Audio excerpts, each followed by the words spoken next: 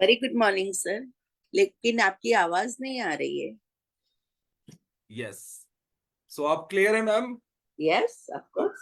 Great morning, wonderful morning, super great. Morning, happy morning. Thank you. Thank you Sintu. Amita ji, कल मैंने आप लोगों का वो जो आपने एफर्मेशंस ऑडियो भेजा ना, वो सुना। हाँ, और आप भी उसे सुनिएगा। दिस थिंग क्रिएट्स मैजिक, क्योंकि अपनी आवाज को हम बहुत अच्छे से एक्सेप्ट करते हैं, है ना। अपनी आवाज को हम बहुत अच्छे से जानते हैं। होता है ना। देखो, आवाज हमारी, मतलब जो हमारी मेमोरी है, हम फोन पे सिर्फ हाय हेलो सुनते ही बता देते हैं कि ये फला व्यक्ति की आवाज है ना। तो जब हमें दूसरों की आवाज का इतना अंदाजा रहता है, तो आप अंदाजा भी नहीं लगा सकते कि आप खुद अपनी आवाज को कितने बेहतर तरीके से जानते हैं। तो इसीलिए मैं कहता हूं कि आप लोग जो है ना, ये एफर्मेशंस, हाँ, ये अपनी आवाज में तैयार करें। इवन जो मेडिटेशंस हैं, वो भी अपनी आवाज में तैयार करें। हाँ, चलिए, thank you so much everyone. तो हम स्टार्ट करने जा रहे हैं हमारा आज का अपना डे 11, है ना। तो मैंने आपको स्वामी विवेकानंद जी की कहावत बताई थी कि यदि तोमार डाक सुने कोई ना आसे, तबे एकला चलो रे। अच्छा काम कर रहे हो, बढ़िया काम कर रहे हो, है ना। तो आपको फिर इंतजार करने की जरूरत नहीं है। आवाज लगाओ, धीरे धीरे लोग आएंगे, जुड़ते चले जाएंगे, कारवा बनता चला जाएगा। सो फ्रेंड्स, आइए स्टार्ट करते हैं। 6:07 हो गया है। यस, चलिए। सो आज का हमारा 11वां दिन, और आज का दिन देखिए, धीरे धीरे जो हमारी वर्कशॉप है एडवांस लेवल पर जा रही है। मैंने आपको बताया था डेली जो हमारे जो चैप्टर्स हैं, वो पहले से ज्यादा एडवांस हैं। तो ये सेकंड वीक पार्ट 2, जिसमें आज हम डे 11 चैप्टर 11 आज सीखेंगे। अच्छा महसूस करना, अपने क्रोध को मुक्त करना। तो मनुष्य का सबसे बड़ा शत्रु है क्रोध, है ना। और बहुत सारी जो साइकोसोमेटिक डिजीजेस है ना, अब तो WHO ने भी इस चीज पर मोहर लगा दी है कि 90% बीमारियां हमारे मन, हमारे विचार, हमारे मस्तिष्क की उपज हैं। It is called psychosomatic disorders. तो जब हमें क्रोध आता है ना, तो इसका क्रोध आते ही तुरंत हमारे शरीर में जो केमिकल चेंजेस होते हैं, हमारा शरीर एक हार्मोन है एड्रीनलाइन, उसको रिलीज करना शुरू कर देता है। जब हमें क्रोध आता है ना, तो हमारी हार्ट बीट बढ़ जाती है। आप फील कीजिएगा, दे आर चेंजेस एकदम जो तुरंत होते हैं हमारी बॉडी में। गुस्सा आते ही हमारी हमारी हार्ट बीट बढ़ जाती है, हमारा जो ब्लड का सर्कुलेशन है वो बढ़ जाता है। इसको कहते हैं हाइपरटेंशन। बीपी फ्लक्चुएट होना शुरू कर देता है।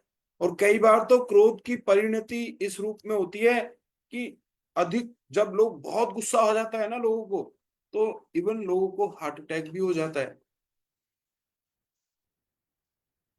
तो मैं आपको बताना चाहता हूं कि आज हम धीरे धीरे, आज से अब हम अपने इन जो साइकोसोमेटिक डिसऑर्डर्स हैं, इन पर काबू पाना सीखने जा रहे हैं। तो कल हम सीखेंगे अपने डर पर काबू पाना।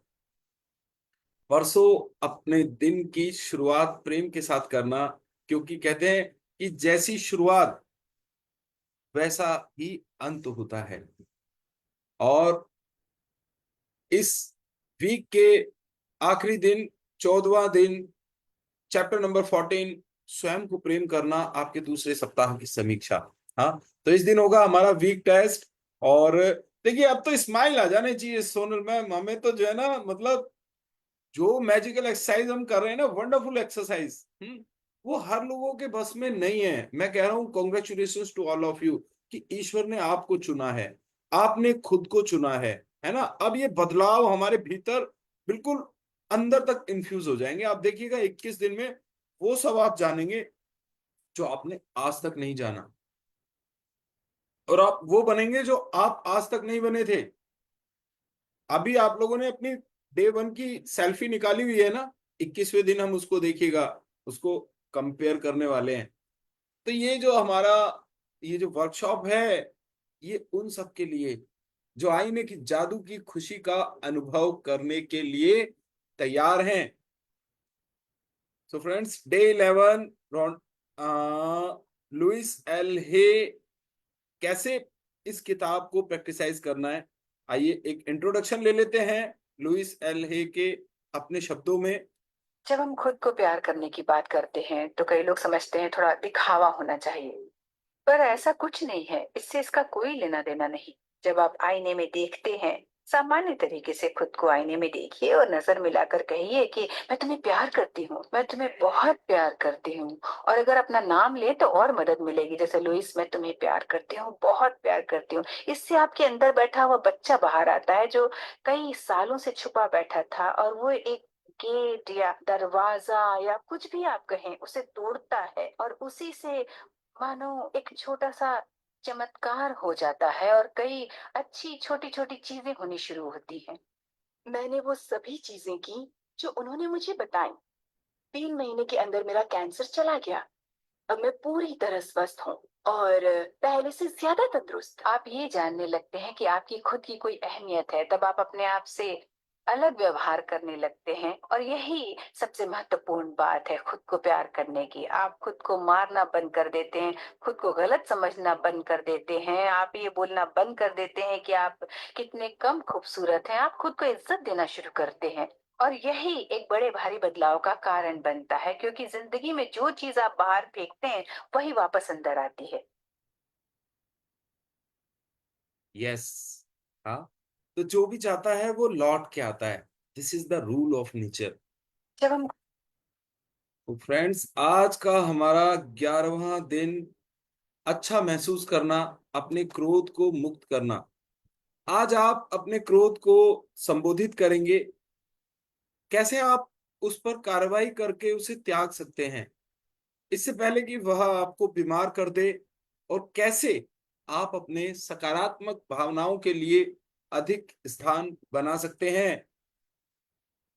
प्रतिदिन स्वयं से बात करना और स्वयं को बताना कि आपको प्रेम किया जाता है कैसा लगता है। अपने आईने में देखें और कुछ पल निकालकर स्वयं को बधाई दें। आपने अपनी भावनाओं में गहराई से देखा है और अतीत से मुक्त होना शुरू कर दिया है। अब आप अपने मन में सकारात्मक एफर्मेशंस का टेप चलाना सीख रहे हैं। अब तक की अपनी प्रगति का जश्न मनाएं। मैं आपको और मिरर वर्क के प्रति आपकी प्रतिबद्धता का जश्न मनाती हूं। जब आप अपने अतीत को खोद रहे थे और अपनी भावनाओं को मुक्त कर रहे थे, तब आपको कुछ नाराजगी भरी भावनाएं मिली होंगी, जिनका निशाना आप या आपके जीवन की कोई विशेष घटना रही होगी।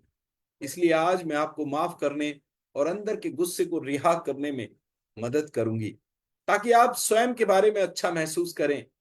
गुस्सा एक ईमानदार भावना है, लेकिन जब इसे प्रकट में व्यक्त या संसाधित नहीं किया जाता, तो यह अंदर ही अंदर शरीर में संसाधित होने लगता है और आमतौर पर किसी बीमारी या शिथिलता का रूप ले लेता है। तो होता है ना, जब कोई चीज कहीं पे रुक जाती है तो वो सड़ने लग जाती है। पानी जब ठहर जाता है तो वो सड़ने लग जाता है, उसमें कीड़े पड़ने लगते हैं, बदबू आने लगती है।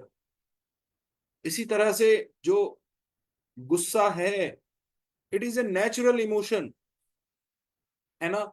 गुस्सा हमें गुस्सा एक रिएक्शन है, एक भावनात्मक प्रतिक्रिया है।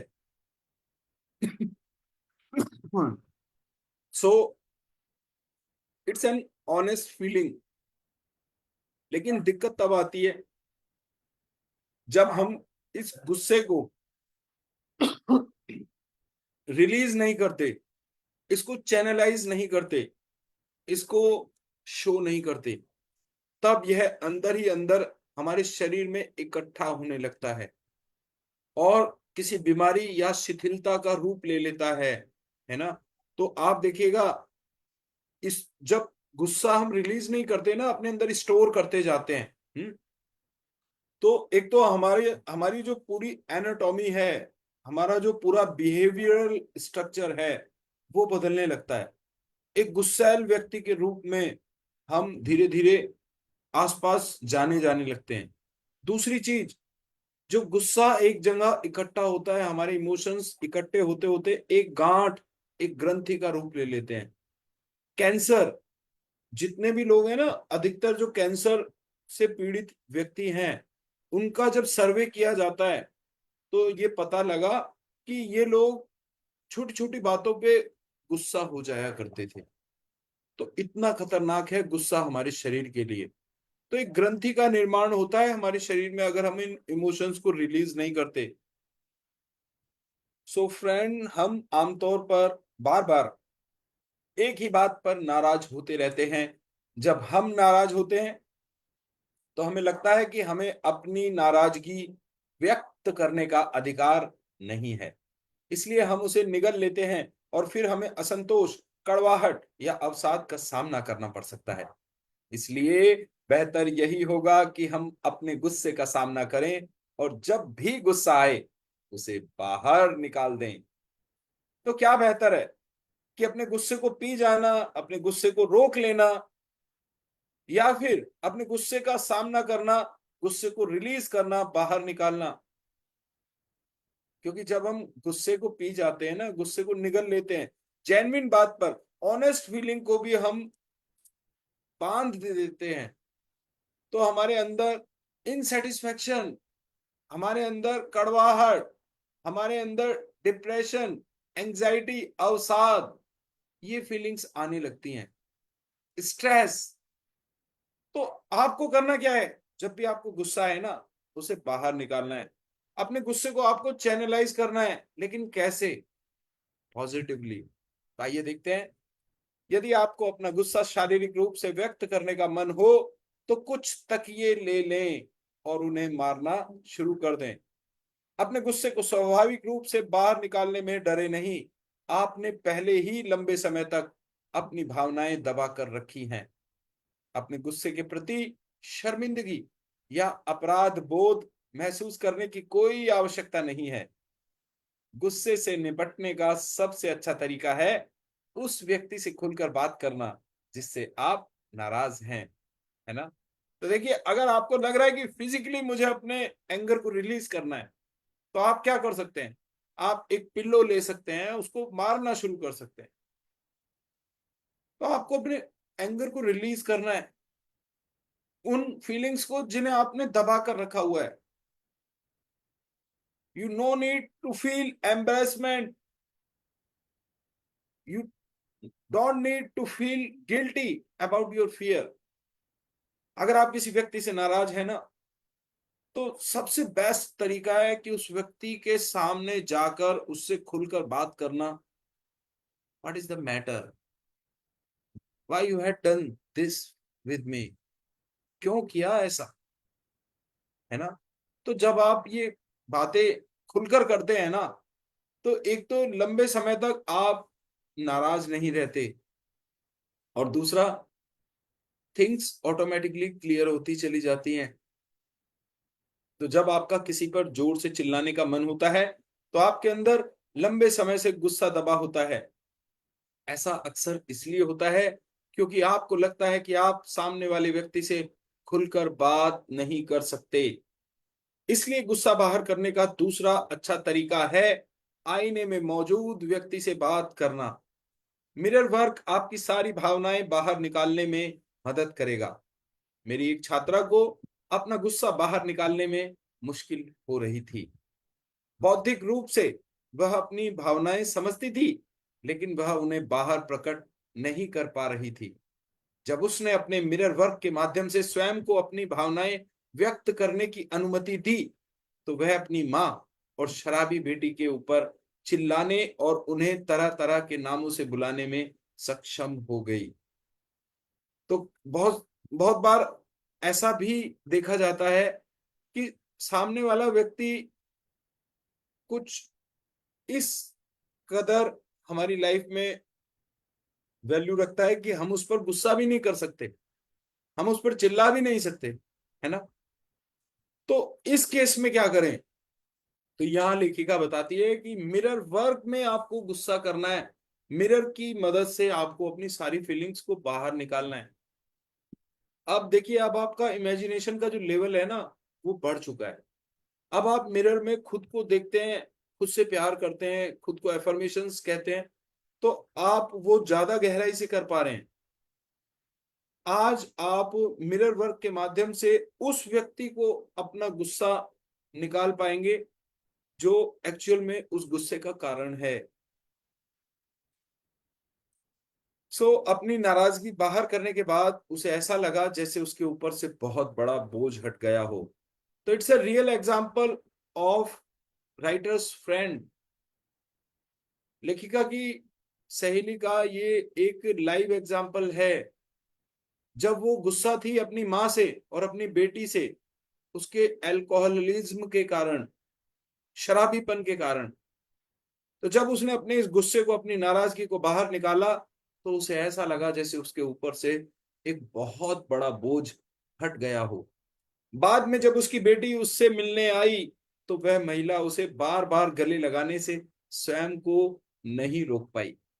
ऐसा इसलिए संभव हो पाया क्योंकि उसने अपना दबा हुआ गुस्सा बाहर निकाल दिया था और प्रेम के लिए जगह बना दी थी। बहुत से लोग मुझे बताते हैं कि दूसरे व्यक्ति के प्रति अपने गुस्से को बाहर निकाल देने के बाद वे कितने खुश हैं। ऐसा लगता है जैसे कोई बोझ हट गया हो। तो हमने बताया था ना कि देखिए, जब हम अपने मन में क्रोध को पालते रहते हैं ना, अपने गुस्से को रिलीज नहीं करते, अपने एंगर को ढोते रहते हैं, तो हमारी जो फिजिकल एनाटॉमी है, हमारा जो बिहेवियर है, वो बदलता जाता है। हम कड़वाहट से भर जाते हैं, हमारे जो इमोशंस हैं, हमारे जो फीलिंग्स हैं, इन्फेक्टेड हो जाते हैं। जैसे इन्फेक्शन हो जाता है ना शरीर में, बैक्टीरियल इन्फेक्शन, फंगल इन्फेक्शन, हाँ, तो वो बढ़ता चला जाता है धीरे धीरे। उसी तरह से anger is a negative emotion. And law of attraction क्या कहता है? Like attracts like. समान ही समान को आकर्षित करता है। तो जब नेगेटिव इमोशन हमारे अंदर स्टोर होने लगते हैं, तो वो और नेगेटिव, तरह तरह के नेगेटिव इमोशंस को अट्रैक्ट करते हैं, इनवाइट करते हैं। तो आप देखिएगा, जब आप अपने गुस्से को बाहर निकाल देंगे ना, तो एक अमेजिंग फीलिंग आप फील करेंगे, आप खुश हो जाएंगे। क्योंकि एक बार में दो काम नहीं हो सकते। अगर मैं अभी आपसे कहूं कि गुस्सा भी करना है और हंस के भी दिखाना है ना, इम्पॉसिबल। एक म्यान में एक ही तलवार रह सकती है। तो जब आप अपने गुस्से को बाहर निकाल देंगे, ऑटोमेटिकली आप खुश हो जाएंगे। आपको लगेगा कि कोई बोझ जिसे आप ढोते आ रहे थे, वो हट गया। You will feel free and relax. तो अपने अंदर झांकें और जानें कि आपके गुस्से का जवाब है, और आप उसे खोज लेंगे। बहुत स्वास्थ्यप्रद होता है ध्यान करना और कल्पना करना कि आपका गुस्सा आराम से आपके शरीर से बाहर जा रहा है। उस व्यक्ति के पास प्रेम भेजें जो आपके गुस्से का केंद्र है, और देखें कि कैसे आपका प्रेम उस अशांति को दूर कर देता है जो आप दोनों के बीच है। सामंजस्यपूर्ण बनने के लिए तैयार हो जाएं। शायद आपकी नाराजगी आपको याद दिला रही है कि आप दूसरों के साथ अच्छी तरह संवाद नहीं कर रहे हैं। इस बात को जान लेने पर आप इसे ठीक कर सकते हैं। तो every stage, every emotion, every pain, every fear हमें एक इंडिकेशन देता है कि what we are doing that is not right. कुछ है जिसमें सुधार करने की आवश्यकता है। अगर आप नाराज हैं, अगर आप गुस्सा हैं, तो इसका अर्थ है कि आप लोगों से ठीक से बात नहीं कर रहे हैं। कुछ ना कुछ है जो आपके बिहेवियर में आ गया है, जो प्रॉब्लम खड़ी कर रहा है। तो अब आपको सामंजस्यपूर्ण बनने के लिए तैयार होना है। जिस व्यक्ति से आप गुस्सा हैं, आप देखिए, बेस्ट एक्सरसाइज यहां पर हमें राइटर ने बताई कि सबसे ज्यादा हेल्दी एक्सरसाइज है मेडिटेशन करना और कल्पना करना कि आपका गुस्सा आराम से आपके शरीर से बाहर जा रहा है। कल्पना, धारणा, पतंजलि योग सूत्र में 8 बातें महर्षि पतंजलि ने बताई हैं। दे आर कॉल्ड 8 योग सूत्रास। दैट इज यम, नियम, आसन, प्राणायाम, प्रत्याहार, धारणा, ध्यान और समाधि। तो आप देख रहे हैं छठा नंबर है धारणा का। जाकी रही भावना जैसी, प्रभु मूरत देखी तिन तैसी। तो जब ये धारणा क्या है, आपकी इंटेंशन, आपकी इमेजिनेशन, आपकी कल्पना। तो आप ध्यान करें इस धारणा के साथ कि आपका गुस्सा बड़े इजीली आपके शरीर से बाहर निकल रहा है। जैसे एक अगरबत्ती को जलाया जाता है तो उसमें से धुआं निकलता है, उसी तरह से आप इमेजिन कर सकते हैं कि एक धुएं की तरह गुस्सा आपके शरीर से बाहर निकल रहा है। अब आपको फील करना है कि जो काला धुआं है वो गुस्से का प्रतीक है। अब एक वाइट कलर का स्मोक, वाइट लाइट, वो प्रेम का प्रतीक है। अब वो व्हाइट लाइट जा रही है लोगों के पास, उस व्यक्ति के पास, आपके भीतर से निकलकर, जिस व्यक्ति के ऊपर आप क्रोधित हैं। आपको देखना है कि सब कुछ सेटल हो गया है, अशांति दूर हो गई है। आप दोनों के बीच जो भी मनमुटाव थे, जो भी क्लैशेस थे, वो खत्म हो गए हैं। आपके द्वारा भेजा गया प्रेम उस व्यक्ति को भी प्योरीफाई कर रहा है और आपको भी प्योरीफाई कर रहा है। सो अच्छा महसूस करना, अपने क्रोध को मुक्त करना। देखिए, आप वही दे सकते हैं जो आपके पास है। अगर आपके पास क्रोध है, घृणा है, नफरत है, तो आप दुनिया में वही बांटेंगे। लेकिन अगर आपके पास प्यार है, सद्भाव है, आशीर्वाद है, आपके अंदर ये चीजें कूट कूट के भरी हैं, सकारात्मकता है, तो आप दुनिया में वही बांटेंगे। You are like a street hawker.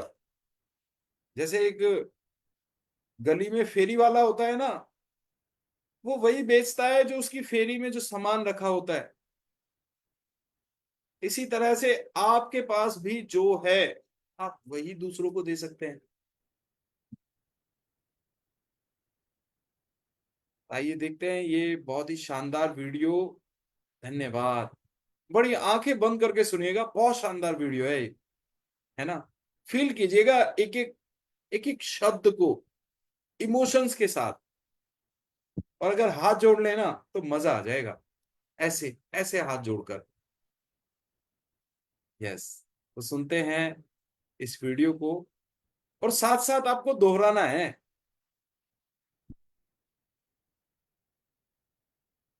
धन्यवाद, धन्यवाद, धन्यवाद। मेरे स्वस्थ शरीर के लिए धन्यवाद, धन्यवाद, धन्यवाद। मैं इन आंखों से देख सकता हूँ। मेरी आंखों के लिए धन्यवाद, धन्यवाद, धन्यवाद। मैं अपने हाथों से रोजमर्रा के हजारों काम कर सकता हूँ। मेरे इन हाथों के लिए धन्यवाद, धन्यवाद, धन्यवाद। मैं चल सकता हूँ, दौड़ सकता हूँ। मेरे मजबूत पैरों के लिए धन्यवाद, धन्यवाद, धन्यवाद। मैं अपनी भावनाओं को आसानी से व्यक्त कर पाता हूँ। मेरे बोल पाने की क्षमता के लिए धन्यवाद, धन्यवाद, धन्यवाद। मैं कानों से सुन सकता हूँ, मेरे सुन पाने की शक्ति के लिए धन्यवाद, धन्यवाद, धन्यवाद। मैं खाने का स्वाद ले सकता हूँ, मेरे स्वाद ले पाने की क्षमता के लिए धन्यवाद, धन्यवाद, धन्यवाद। मैं प्यार भरे स्पर्श को फील कर सकता हूँ, स्पर्श को अनुभव कर पाने की मेरी योग्यता के लिए धन्यवाद, धन्यवाद, धन्यवाद। मेरा हृदय 24 घंटे काम करता है, मेरे हार्ट के लिए धन्यवाद, धन्यवाद, धन्यवाद। इसके आदर्श तरीके से काम करने के लिए धन्यवाद, धन्यवाद, धन्यवाद। मेरे सारे सिस्टम आदर्श तरीके से, मेरे शरीर के सभी अंगों को धन्यवाद, धन्यवाद, धन्यवाद।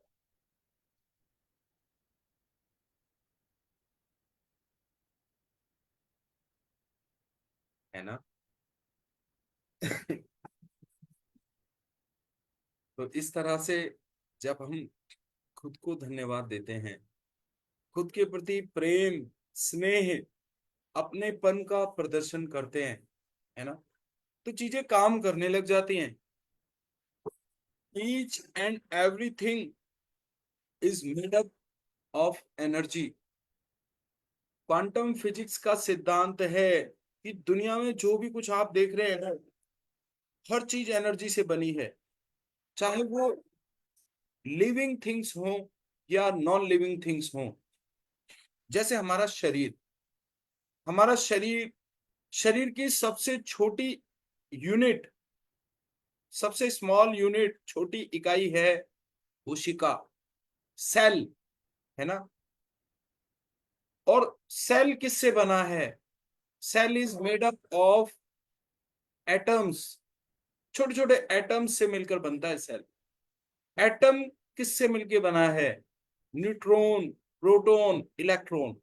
इसी तरह से हर वस्तु, दुनिया की हर वस्तु, चाहे वो लिविंग हो या नॉन लिविंग, उसकी जो बेसिक यूनिट है वो एटम्स से मिलके बनती है।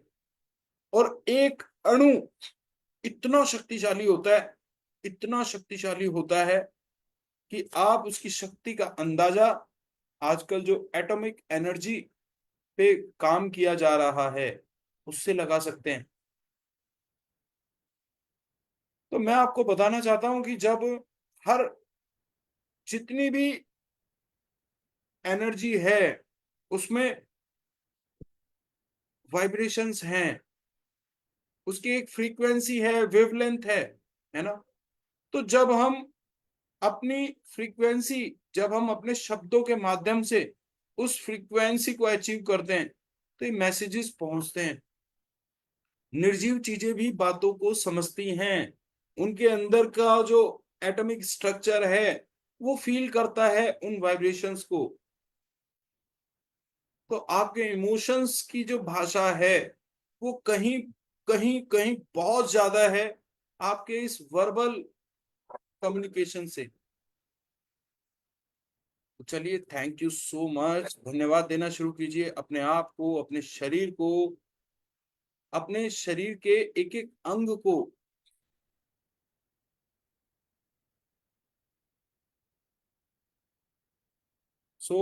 आइए अफर्म करें, मेरी अपनी भावनाएं होने में कोई बुराई नहीं है। आज मैं जो महसूस कर रहा हूं उसे सकारात्मक तरीकों से व्यक्त कर रहा हूं। आज का आपका 11वें दिन का मिरर वर्क अभ्यास। नंबर 1, आईने के साथ एक ऐसा स्थान खोजें जहां आप सुरक्षित महसूस करें और कोई आपके काम में खलल ना डाले। तो अपना अपना आईना ले लीजिए या उस लोकेशन पर आ जाइए जहां पर आपके पास मिरर है। नंबर 2, आईने में गहराई से अपनी आंखों में देखें। यदि आप अभी भी ऐसा करने में असहज महसूस करते हैं तो अपने मुंह या नाक पर ध्यान केंद्रित करें। तो अभी भी अगर मान लीजिए आप कंफर्टेबल नहीं है अपने आप को आईने में निहारने के लिए, तो आपको अपना फोकस रखना है इधर, on the tip of your nose, या फिर यहां। तो जब आप देखेंगे ना, आपका फोकस बन जाएगा, है ना।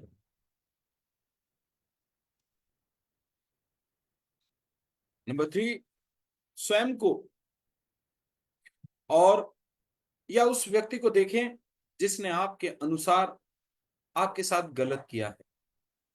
वे पल याद करें जब आप नाराज हुए थे और अपनी नाराजगी को अपने अंदर से निकलते हुए महसूस करें। उस व्यक्ति को बताना शुरू करें कि आप वास्तव में किस बात पर उससे इतने नाराज हैं। अपनी पूरी नाराजगी को व्यक्त करें, विशिष्ट रहें। आप ऐसा कुछ कह सकते हैं, मैं तुमसे नाराज हूं क्योंकि, कारण बताइए। मैं आहत हूं क्योंकि तुमने, कारण बताइए। मुझे बहुत डर लग रहा है क्योंकि तुम, कारण बताइए। तो आप इस तरह से शुरुआत कर सकते हैं। आपको रीजन देना है कि वाई यू आर एंग्री।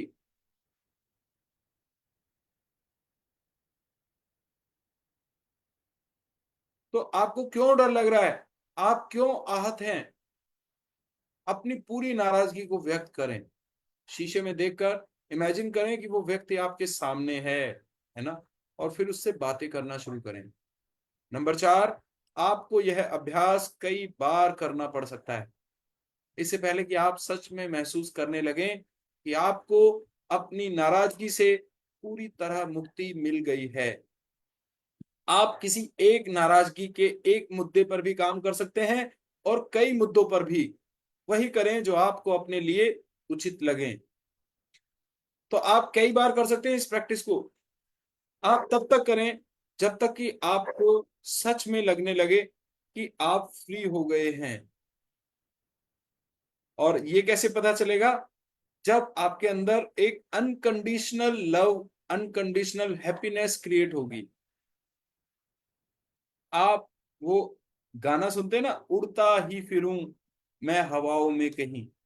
तो जब ऐसी स्टेट आ जाती है ना, दैट मीन्स आपके ऊपर कोई बोझ नहीं है।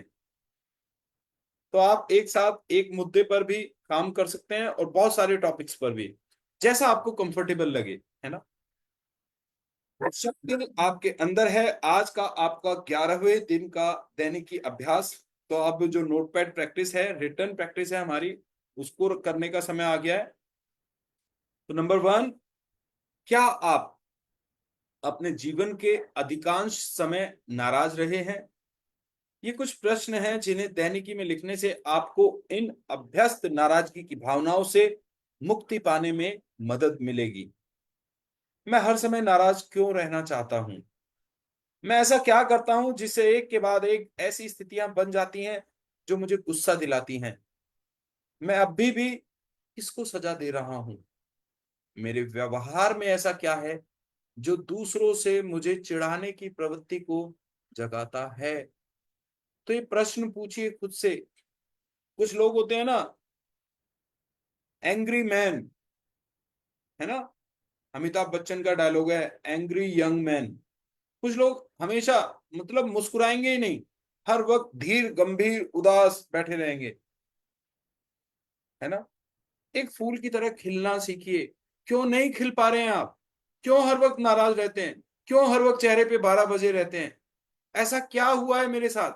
मैं ऐसा क्या करता हूं कि एक के बाद एक ऐसी कंडीशन बनती चली जाती है, लोग मेरी लाइफ में आते हैं जो मुझे गुस्सा दिलाते हैं। What is the basic root of this behaviour? मैं किस बात की सजा दे रहा हूं अपने आप को? मेरे व्यवहार में ऐसा क्या है जो दूसरे लोग भी हमेशा मेरे अगेंस्ट काम करते हैं? तो गुस्सा आने की वजहों को तलाशिए और खुद को बदलना शुरू करना है। तो ये सब लिखिएगा। नंबर 2, अब स्वयं से ये प्रश्न पूछें और अपने जवाब लिखें। मैं क्या चाहता हूं? मुझे किस बात से खुशी होती है? मैं स्वयं को खुश करने के लिए क्या कर सकता हूं?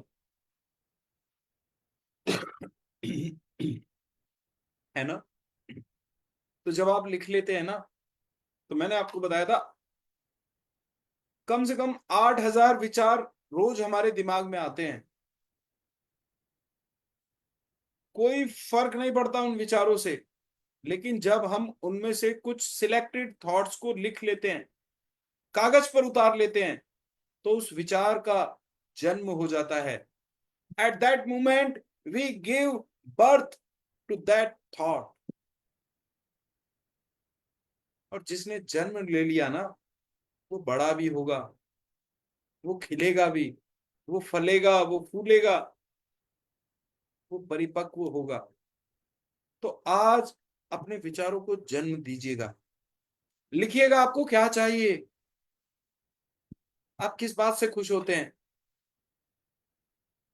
आप क्या कर सकते हैं खुद को खुश करने के लिए, क्योंकि आप उस आदमी के लिए काम कर रहे हैं जो आपका सबसे सबसे बड़ा दोस्त है, सबसे अच्छा दोस्त है। हर स्थिति में वो आपके साथ है। दुनिया छोड़ के चली जाएगी पर वो इंसान नहीं जाएगा। बचपन से आज तक आपका साथ देता आ रहा है आप खुद।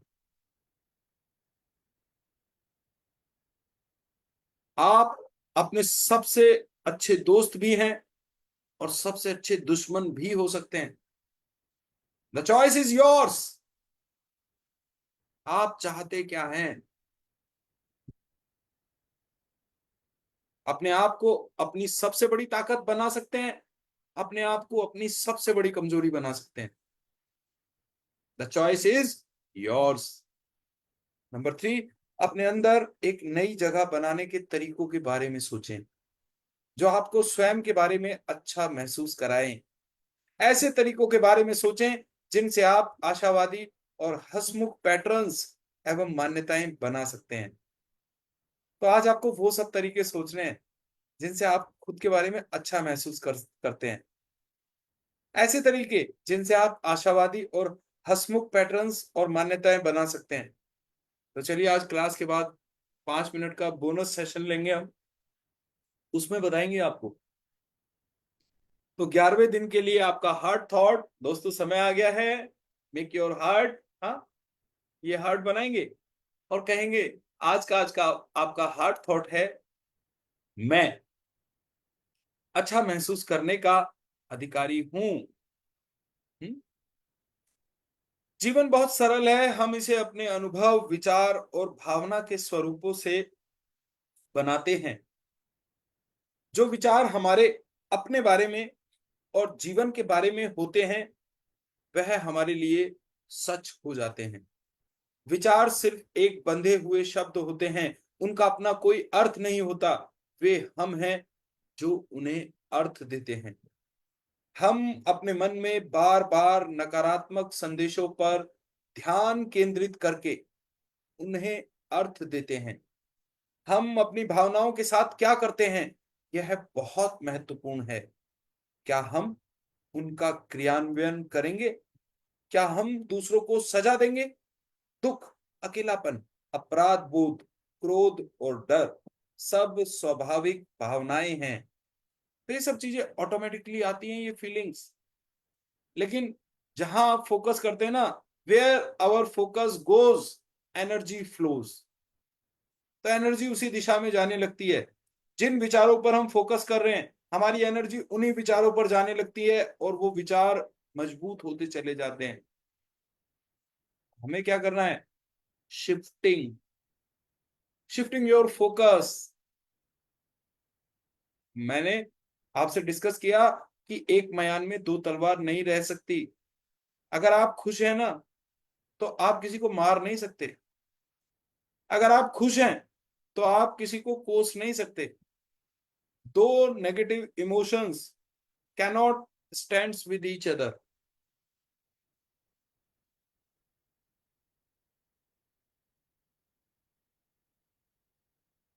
लेकिन जब ये भावनाएं ऊपर आकर प्रबल हो जाती हैं तो जीवन एक भावनात्मक युद्ध स्थल बन सकता है।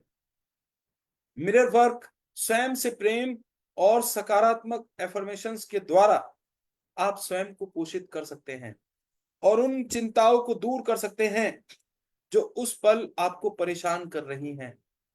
क्या आपको लगता है कि आप अपने भावनात्मक जीवन में शांति और सुकून के अधिकारी हैं? आइए अफर्म करें, मैं अपनी चेतना के उस स्वरूप को मुक्त करता हूं जो मेरा भला होने में बाधक है। मैं अच्छा महसूस करने का अधिकारी हूं। तो मैं अपनी हर उस फीलिंग को आज मैं फ्री कर रहा हूं जो मुझे पोषित नहीं करती, जो मेरा भला होने से रोकती है। मैं अच्छा महसूस करने का अधिकारी हूं। अपने जीवन की बगिया के अपने जीवन के बगीचे के आप मालिक हैं। आप उसमें फूल भी खिला सकते हैं, आप उसमें कांटे भी उगा सकते हैं, है ना। वो कहते हैं कि सूना रहता है वो कान जिसमें बाली ना हो।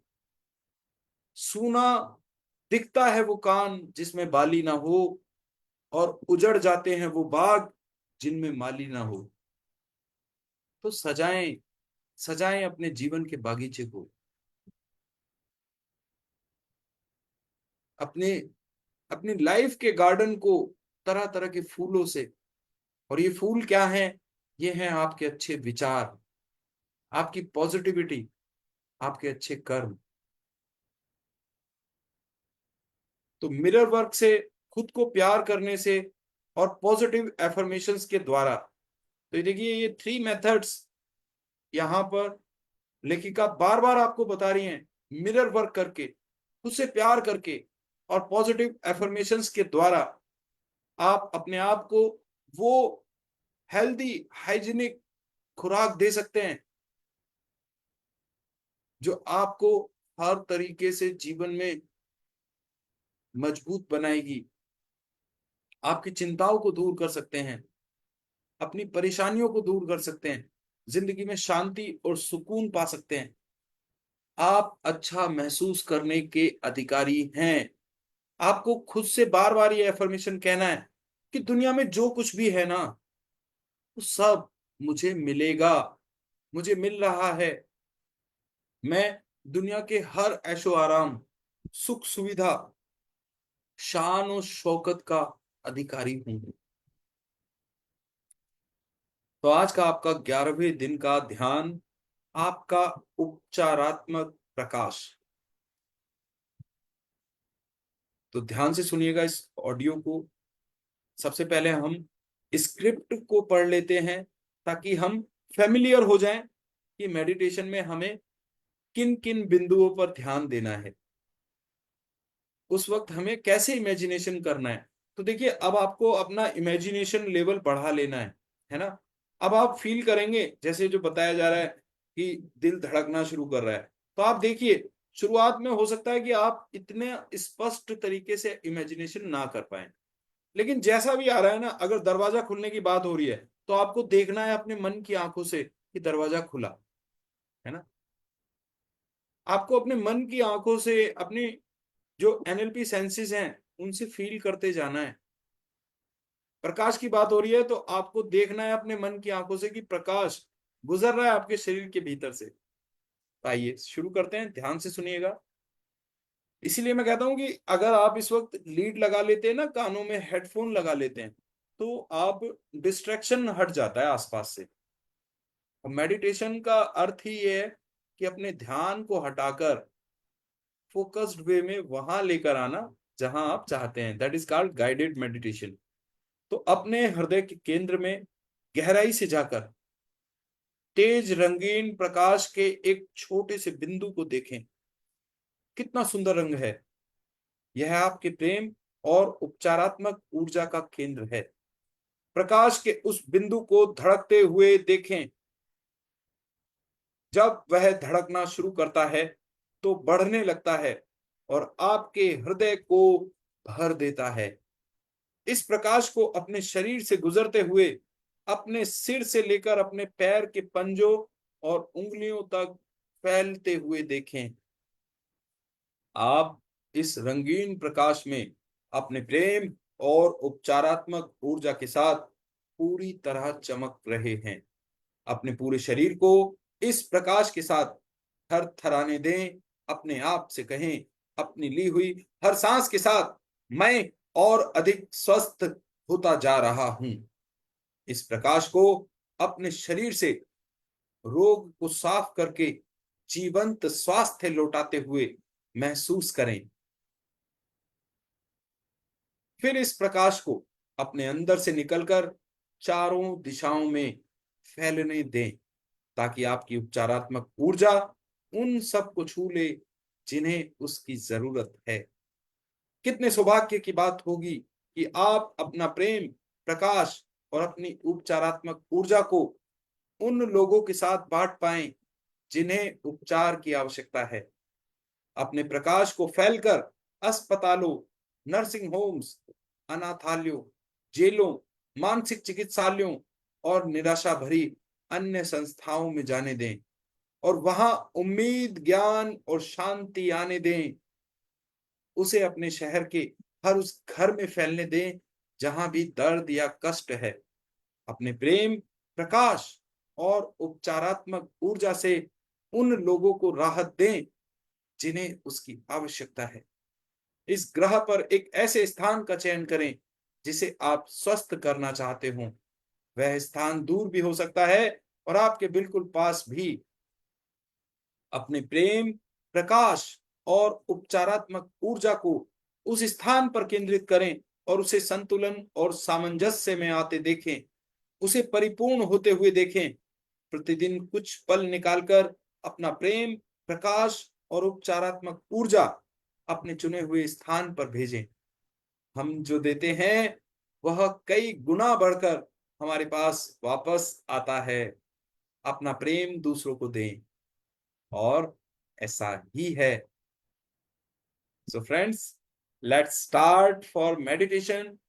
कमर गर्दन सीधी, आंखें कोमलता से बंद और इस ऑडियो को देखते हुए, फील करते हुए एक एक शब्द को जीना है, एक एक शब्द को पी जाना है, समाहित कर लेना है अपने रोम रोम में। अपने मन, अपनी बुद्धि, अपनी आत्मा, अपने शरीर को सराबोर कर देना है इन शब्दों में छिपे हुए फीलिंग्स से, भावनाओं से। तो आइए मेडिटेशन की पोजीशन ले लेते हैं सभी। 3 गहरी सांस जैसे कि आपको बताई गई हैं। श्वास भीतर, क्षणिक विश्राम, श्वास बाहर, क्षणिक विश्राम, है ना। फिर से धीरे धीरे गहरी सांस भीतर, धीरे धीरे गहरी सांस बाहर। अच्छा, आज हमें थोड़ा सा चेंज मैं आपको बता रहा हूं। आज हमें बेली ब्रीथिंग करनी है। आपको पता है हमारे जीवन में जब हम पैदा हुए, है ना, तब जो सबसे पहले अंग जो बनता है ना, प्लीसेंटा से जो बनता है, वो सबसे पहले बनती है हमारी नाभि। क्योंकि माँ के पेट से जुड़ी होती है बच्चे की नाभि। माँ जो खाती है, माँ जो पीती है, उससे वो पोषण जाता है नाभि में और नाभि के बाद अंग बनने शुरू होते हैं। आपको मालूम है बहुत सी बीमारियां तो नाभि में तेल लगाने से ठीक हो जाती हैं। अलग अलग तरह के जब ऑयल्स हम यूज करते हैं, बादाम का तेल, सरसों का तेल, लेवेंडर्स, जैस्मिन, है ना, इत्र लगाने से तो नाभि का बहुत बड़ा रोल है हमारे जीवन में। नाभि, our navel is the centre of emotions, भावनाओं का स्थान है। जब भी आप देखिएगा आपकी जो भावनाएं बिगड़ती हैं ना, तो आपको पेट से संबंधित रोग हो जाते हैं। तो आज हमें बेली ब्रीथिंग करनी है। फील करना है कि आपने जो अपनी सांस अंदर ली ना, वो आके आपके नेवल चक्रा पर आई है। मैंने आपको सातों चक्रा बताए ना, मूलाधार चक्र, स्वाधिष्ठान चक्र और नाभि को बोलते हैं मणिपुर चक्र।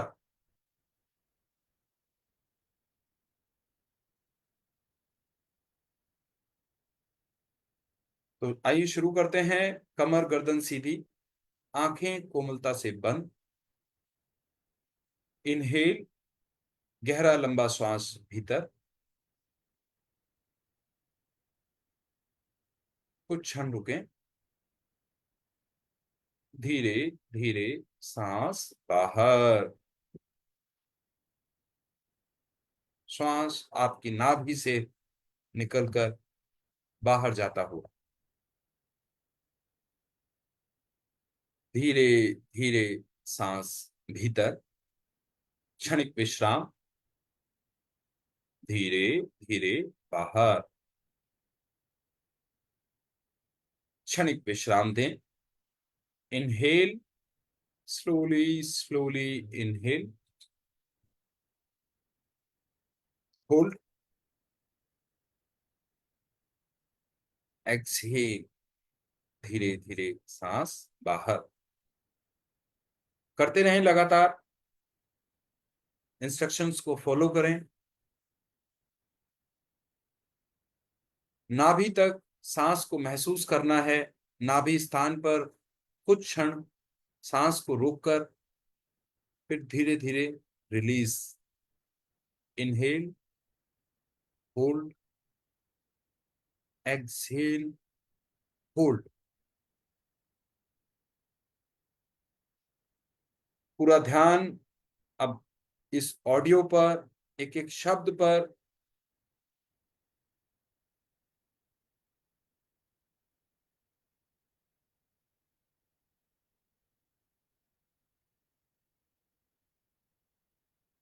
मेडिटेशन, ध्यान, आपका उपचारात्मक प्रकाश।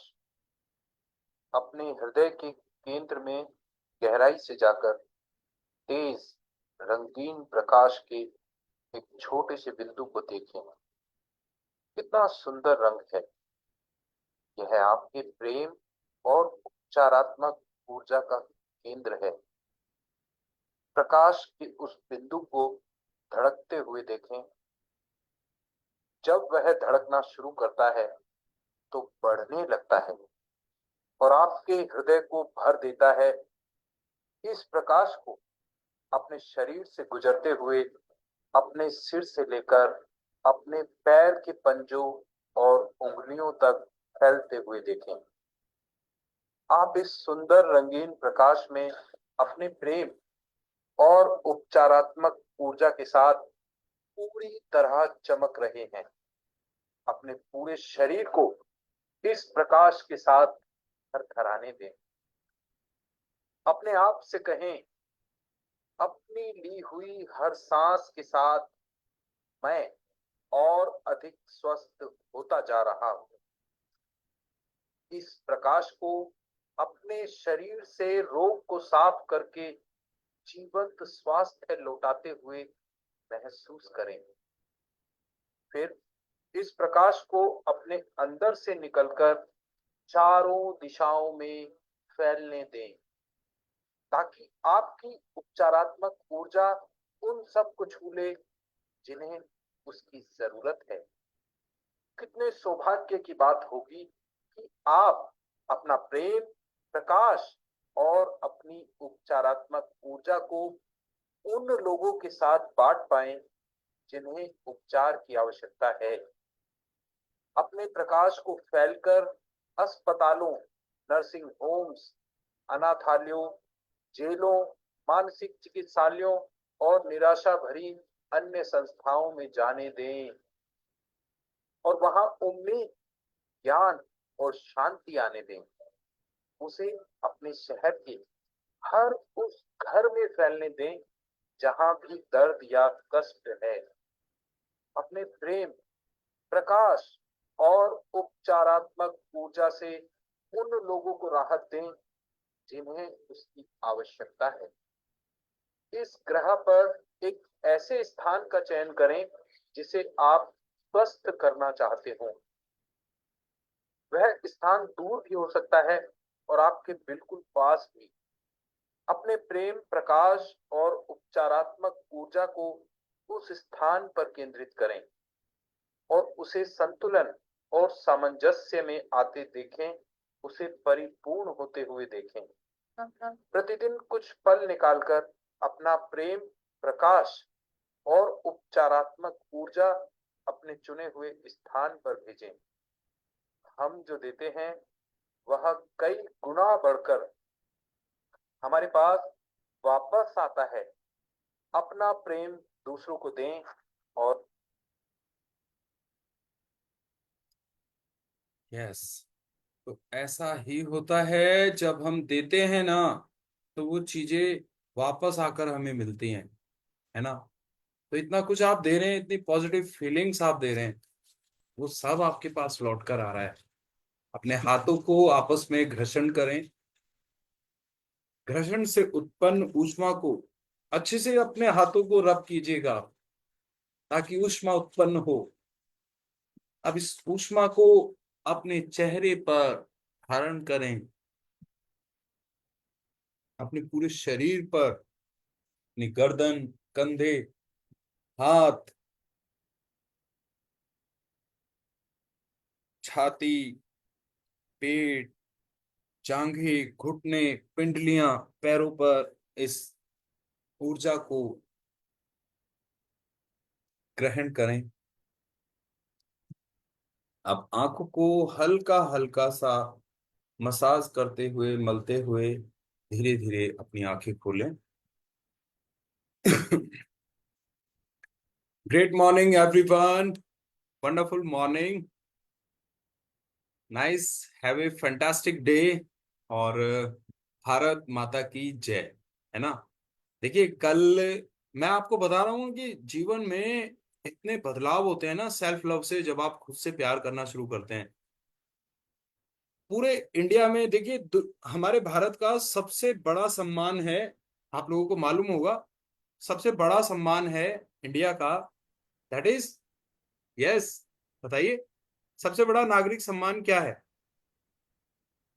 भारत रत्न, भारत सरकार देती है।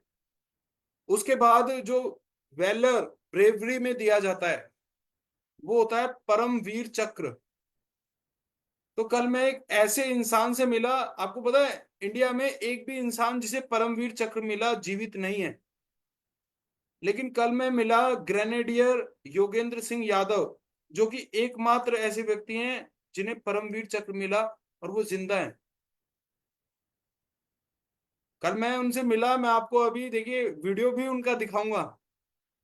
उनसे मैंने बातें की और उन्होंने बताया कि किस तरह से 1999 कारगिल के युद्ध में जब वो लोग पाकिस्तान की पोस्ट पर चढ़ाई कर रहे थे टाइगर हिल्स पर, तो ऊपर से गोलियां आ रही थी, सिर में लग रही थी, पूरी प्लाटून खत्म हो गई। लेकिन वो जो ग्रेनेडियर, सबके अलग अलग काम होते हैं, राइफलमैन वो राइफल से शूट करते हैं, ग्रेनेडियर का काम होता है ग्रेनेड फेंकना। तो कहीं से ग्रेनेड आया, उनका हाथ ब्लास्ट हो गया, एक हाथ बचा, उसके बावजूद भी वो लगातार ग्रेनेड की पिन को निकाल के ग्रेनेड फेंकते हुए ऊपर चढ़ते रहे, चढ़ते रहे, चढ़ते रहे। तो इससे एकदम ऐसी अफरा तफरी मची पाकिस्तानियों में कि वो पोस्ट छोड़ के भाग गए। उन्हें लगा कि यार हमने इतनी इतनी शेलिंग कर ली, उसके बावजूद भी ग्रेनेड आ रहे हैं, इसका मतलब पीछे से रीइंफोर्समेंट आ गया है इंडियन फोर्स का। तो वो भाग गए टाइगर हिल छोड़ के। और उस आदमी ने अपने सिंगल हैंड, 17 गोलियां लगी साहब उस आदमी को, 17 बुलेट्स, और उस आदमी ने जाके टाइगर हिल्स पे झंडा फहरा दिया। हिंदुस्तान का एकमात्र जवान जो जिंदा है, जिसे परमवीर चक्र मिला। और पता है आपको, आप गूगल पे देखिएगा, ग्रेनेडियर योगेंद्र सिंह यादव, भारत सरकार ने घोषणा की है कि जब तक ये इंसान जीवित रहेगा ना, 26 जनवरी की परेड हर साल होगी और उसकी शुरुआत ये व्यक्ति ही करेगा। तो आइए मिलवाते हैं आपको उस शख्सियत से, मेरा भारत महान, है ना। ऐसे ऐसे सच्चे सपूत जन्मे हैं भारत माता ने। तो देखिए, मानव से महामानव की श्रेणी में आना कोई बहुत बड़ी बात नहीं है, एक इच्छा जरूरी है। बुद्ध, नानक, कबीर, महावीर, तो ये सब इंसान के ही तो रूप हैं। तो मैं एक बार आपको शो करता हूं कल की जो मुलाकात रही, इतने पॉजिटिव लोग भला कहां से आ रहे हैं मेरे जीवन में। वो सब इस सेल्फ लव का नतीजा है। तो आइए शेयर करते हैं। और देखो, उन्होंने मुझे अलग से बुलाया बात करने के लिए। ऑटोमेटिकली पता नहीं क्या वो चुंबक की तरह एकदम आकर्षित हुए, मेरे पास आए, है ना। तो मैं ये देख रहा हूं कि जब आप सेल्फ लव करते हैं ना, तो आप अट्रैक्ट करते हैं एक मैग्नेट की तरह लाइक माइंडेड पीपल को, पॉजिटिव पीपल को, अच्छे लोगों को। तो देखिए, अब हम अभी फटाफट आपको वो वीडियो शेयर करने जा रहे हैं।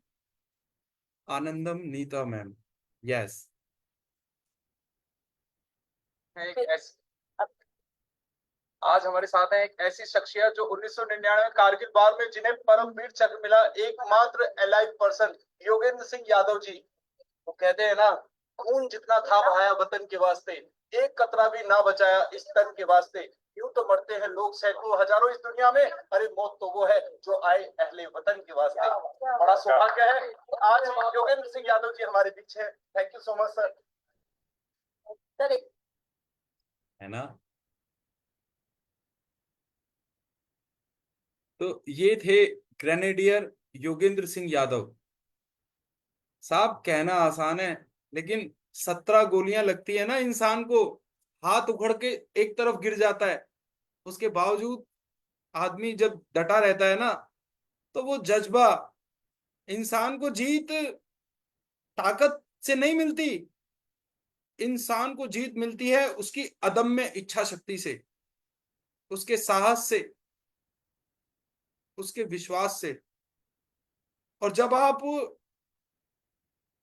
इस भावना के साथ अपने काम में जुड़ जाते हैं ना, तो ब्रह्मांड की अजेय शक्तियां आपकी मदद के लिए आ जाती हैं। ईश्वर उनकी मदद करता है जो अपनी मदद अपने आप करते हैं। God helps those who helps themselves. चलिए, बहुत अच्छा लगा मुझे सच में एक ऐसे इंसान से मिलके जो पूरे भारतवर्ष के लिए प्रेरणा का स्रोत है। और आपने देखा कितनी सिंपल पर्सनैलिटी है। पता है, जिस हाथ में वो मोबाइल पकड़ा हुआ है ना, वो नकली है। तो जब मैंने कंधे पे हाथ रखा ना, तो मुझे तभी फील हो गया था कि ये देखो कैसे बेल्ट से अंदर अंदर इसको सेट किया गया है। तो thank you so much friends. अब हम बात कर रहे थे पतंजलि योग सूत्र। सभी लोग आज का बोनस सेशन लिख लीजिएगा, 7 मिनट्स वी हैव। तो योग सूत्र में पतंजलि ने हमें 8 फार्मूलाज बताए। देर आर 8 योग सूत्रास। यम, पहला नियम है यम। दूसरा नियम, दूसरा सूत्र है नियम। यम, नियम, इनको इसी सीरीज में याद करना है हमें। यम, नियम। तीसरा है आसन। आसन से देखिए, बहुत से लोगों के मन में एक डिफरेंट नोशन है कि आसन का अर्थ है कि पद्मासन में बैठो, है ना, या अर्ध पद्मासन में बैठना है, या सिद्धासन में बैठना है। लेकिन योग में आसन की व्याख्या की गई है स्थिरस्य सुखम आसनम। यानी जिस अवस्था में भी आप स्थिर रह पाए, आप कंफर्टेबल हो पाए, वही आसन है।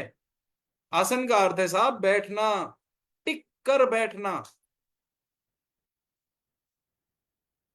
अब ये आसन नहीं है कि देखो भूषण वशिष्ठ कभी ऐसे बैठे हैं, कभी यूं हो रहे हैं, है ना, कभी ये हो रहे हैं, कभी खड़े हो रहे हैं। ये आसन नहीं है। आप जहां बैठे हैं ना, जिस पोजीशन में बैठे हैं, आप चाहे कुर्सी पे बैठ जाओ, आप चाहे गद्दे पर बैठो, है ना, लेकिन आप एक स्थिर अवस्था में बैठिए, बिल्कुल एकदम स्थिर। तो ये होता है आसन। और अगर आप अपनी कमर और गर्दन को सीधा कर लेते हैं ना, अपनी रीढ़ को अगर सीधा करके बैठते हैं, तो उसका फर्क पड़ता है ना। तो यम, नियम, आसन। फिर इसके बाद आता है प्राणायाम। प्राणायाम में एक बहुत अच्छा प्रयोग हमने सीखा हुआ है, दैट इज अनुलोम विलोम। इस नाक से सांस लें, ठीक, इसको कहेंगे चंद्र नाड़ी। चंद्र नाड़ी से लिया, सूर्य नाड़ी से एक्सहेल किया। फिर जिस नाड़ी से हम छोड़ते हैं ना, उसी से ही इनहेल करते हैं। अब सूर्य नाड़ी से ही वापस लिया, कुछ क्षण रुके, चंद्र नाड़ी से एक्सहेल किया। कितने लोग जानते हैं इसको? एक बार hand, show me your hand, है ना, अनुलोम विलोम। तो इसको आप कीजिएगा, यम नियम आसन प्राणायाम। इसके बाद आता है प्रत्याहार।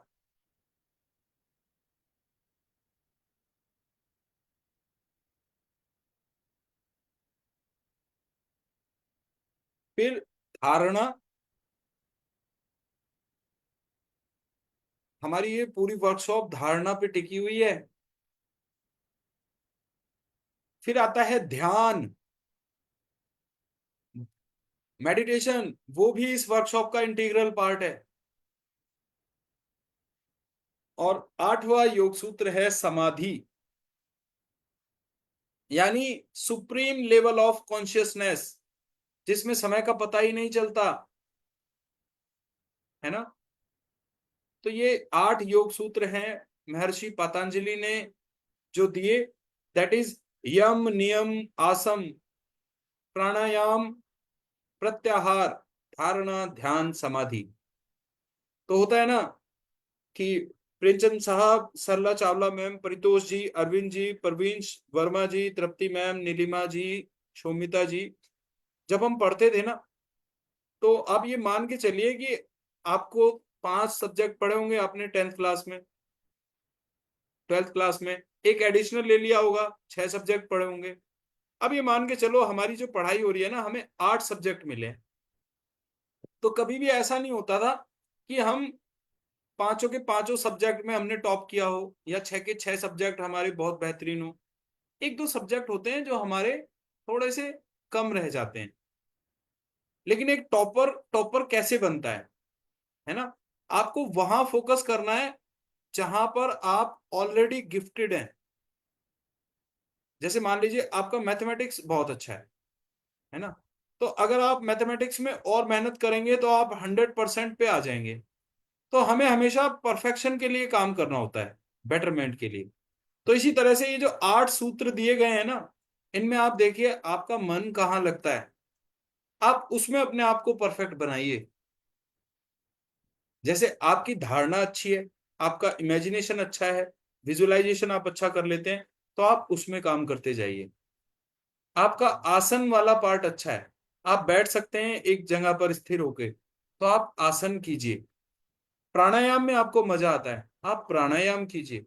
तो जो भी आपका सेक्टर अच्छा मजबूत है ना, आप पहले उसमें परफेक्शन लेकर आइए, ऑटोमेटिकली चीजें धीरे धीरे अपने आप आ जाएंगी, है ना। तो यहाँ पर हम धारणा की बात कर रहे थे, धारणा और ध्यान। आप देखो डायरेक्ट आप 6th लेवल ऑफ कॉन्शियसनेस पे हैं। तो ये कोई आसान, कोई आप मैं आपको बता रहा हूँ, कोई हल्की फुल्की चीजें नहीं कर रहे हैं, हल्के में मत लीजिएगा इस वर्कशॉप को। क्योंकि जिन्हें हल्के में लेनी थी ना, they people are not here, वे लोग ऑलरेडी जा चुके हैं, है ना। तो यहां से ये ये वो दरवाजा है जहां से मिलने की शुरुआत होती है। चलिए, थैंक यू सो मच। तो यहाँ पर आज लगभग हमने सारी बातें की। आज थोड़ा सा मैं आपको विज्ञान बता देता हूँ हमारी सांसों का। प्राणायाम पे बात करते हैं कि देखिए 3 स्टेट होती हैं, पूरक, कुंभक और रेचक। पेन पेंसिल है ना हमारे पास, एक एक लाइन में ऐसे लिख लीजिएगा, सबसे ऊपर पूरक, फिर कुंभक और फिर रेचक। ये क्या है, टेक्निकल वर्ड्स हैं। जैसे हम साइंस पढ़ते हैं ना, तो साइंस में जो टेक्निकल टर्मिनोलॉजी है वो पता होनी चाहिए। तो ऐसे ही ये ध्यान की टर्मिनोलॉजी है, पूरक, कुंभक, रेचक। तो पूरक है जब हम पूर्ण करते हैं, जब हम श्वास को भीतर लेते हैं और ये घड़ा फूलता है, ये होता है पूरक, यानी श्वास को अंदर लेना, इनहेलेशन, इनहेलेशन।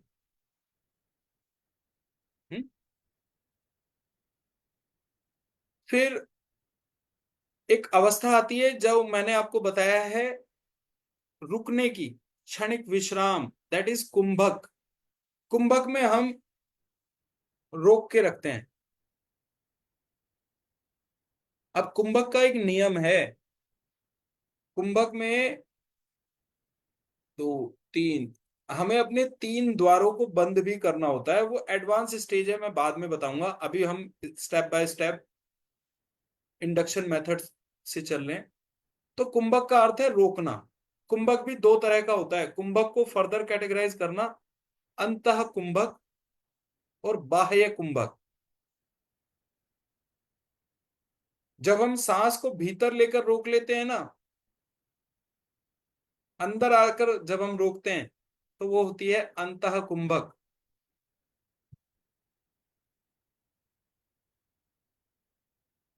और जब डिप्लीट कर देते हैं, सांस को पूरी बाहर निकाल देते हैं और फिर रोकते हैं अपने आप को, तो वो अवस्था होती है बाह्य कुंभक। कुंभक लगना बहुत जरूरी है, ये ध्यान रखिएगा। तीसरी अवस्था है वो, जो एक और टर्मिनोलॉजी है ध्यान की, वो है रेचक। रेचन का अर्थ आप समझ जाइए, पूरक का अगेंस्ट अपोजिट है। पूरक में सांस को भरा, रेचक में सांस को छोड़ा। ठीक है, चलिए, thank you so much friends. लगभग काफी कुछ, ये जो है ना, मैं आप लोगों की एक बुनियाद के लिए इन चीजों को तैयार कर रहा हूँ, ताकि जब कुछ और एक्सरसाइजेस आपको बताई जाएंगी ना, तो आपको वो एकदम से स्ट्रेंज ना लगे। तो चलिए, thank you so much everyone. किसी का कोई भी क्वेश्चन है फटाफट रख दीजिएगा, फिर हम आज की वर्कशॉप को कंक्लूड करेंगे। मजा आ रहा है? अच्छा लग रहा है? Great great great. Yes, yes. या love hard. Love. Thank you so much. तो आप अपना होमवर्क भी करते रहिए, है ना। अपनी मेडिटेशन को अपनी आवाज में रिकॉर्ड कीजिए। भाई आप ही तो सुन रहे हैं, ऐसा तो है नहीं कि वो ऑल इंडिया रेडियो पे जा रही है कि भाई ये मैंने कैसे बोल दिया, है ना। आप खुद ही सुनेंगे, डिलीट कर दीजिएगा, पर बनाइए, है ना। तो ग्रेट मॉर्निंग एवरीवन, मिलते हैं कल सुबह 6 बजे अपने होमवर्क के साथ, है ना। तो I Bhushan Vashisht, just signing off the session. Wish you all the best, have a great and fantastic day. ईश्वर आपकी सब मुरादें पूरी करे, आप में शांति हो, आपके Same for you. Thank you सो आप मच। कहाँ से हैं? जी। आप कहाँ से हैं? हाँ सल्ला मैम, दिल्ली से।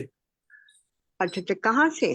Delhi Yamuna Vihar, Vijay Park. Okay okay. जी जी जी। चलिए, thank you so much, bye bye. Thank you.